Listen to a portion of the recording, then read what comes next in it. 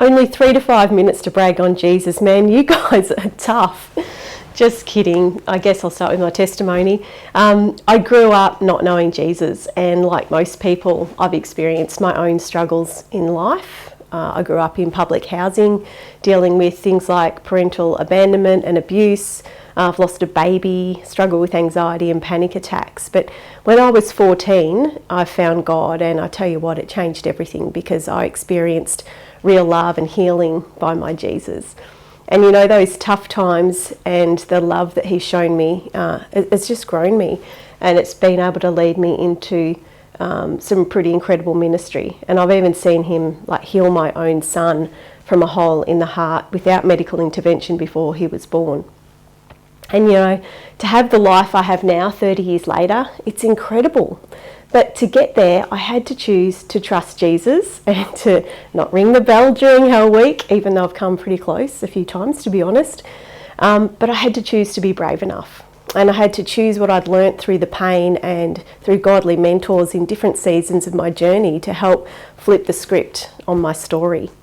And so about 10 years ago, as if healing wasn't enough, God laid a vision on my heart, and I mean, it was huge. I felt so out of my depth, but I chose to get my brave on and do it afraid. And God opened up just some really amazing opportunities that were humanly impossible. I mean, roles in church ministry without being to Bible school, Christian television, radio, and speaking and filming around the globe. And I never applied for any of those positions. Each one, God just opened the door and I was invited in, and that's kind of how he's always rolled with me. But the really weird thing was that wherever I seemed to like minister or speak around the world, people would pull me aside and they would repeat this same phrase. They'd say, "Danny, thank you for being real. Thank you for being brave enough to share your story. This is what happened to me." And people would just be pouring out their hearts, and I just had this sacred honour of holding a space for them as they shared their deepest and most vulnerable parts of their story. And you know, while they had some really awesome and incredible breakthroughs at these events, I had no resources to support them and do life with them after I left. I felt like I was opening up cans of worms and then not being able to sort of give them this opportunity that I had, the same sorts of connections and tools that I'd had on my own journey.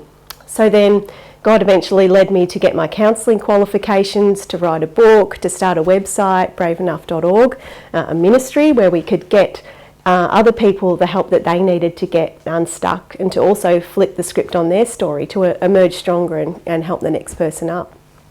And let me tell you, what happened next as that all began was a really humble beginning for me, because I started Brave Enough Ministry with Jesus from scratch with my husband, and I began filming short Brave to Go devotionals to start with. I think I'd filmed like 5, and ACC TV saw a sample and they said, "Oh, these are great, we'll air those." And we thought, man, how are we going to do them all and keep up with that? Because the crazy thing was, and what nobody knew, was that my husband and I were totally stepping out in faith with no budget. I mean, we just moved back into state for our daughter to get some help with some health issues. We were living in my mum's 9-square house with 3 teens. We had no room to film anything. And then a friend with a cafe offered us to film in his 3-metre storeroom. I think for you guys that's like 9 foot by 9 foot. And oh man, it was absolutely nuts. I had a friend helping me, and we were surrounded by cans of food and mouse traps. We hung a backdrop, which was just like these strips of wallpaper hanging off a rod.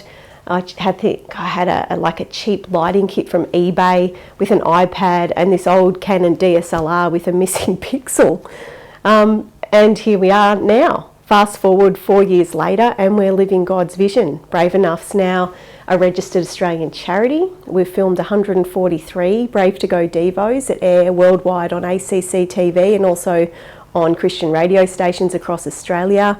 We're impacting lives through Brave Conversations podcast, Brave Enough Care Line. We've got like a free call number that people can call and get counselling.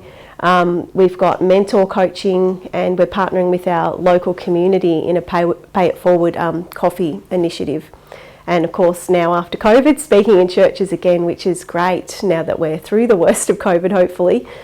But now things are really going next level with our ministry. We're just starting to build a team. I've been doing a lot on my own up until now. So, I really need some wisdom and mentoring to help me navigate this next level. And Propel Ecclesia, it really is offering everything I feel like I need to get my personal and spiritual sort of formation and functional ministry practically aligned with the vision. But I just haven't been able to find anything like it here in Australia. I've got so many questions, so much to learn.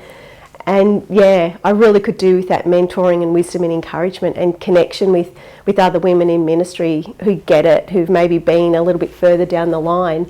And what a great opportunity too to also give back, to maybe share with some of the other women in the cohort too.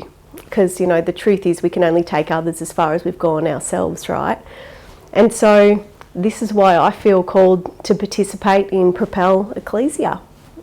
And so thanks for the opportunity to potentially be a part of it. I know God's provided the finances. You'll read that in my application too. And so, yeah, really cool. Thank you. Thank you for everything you guys are doing, and blessings.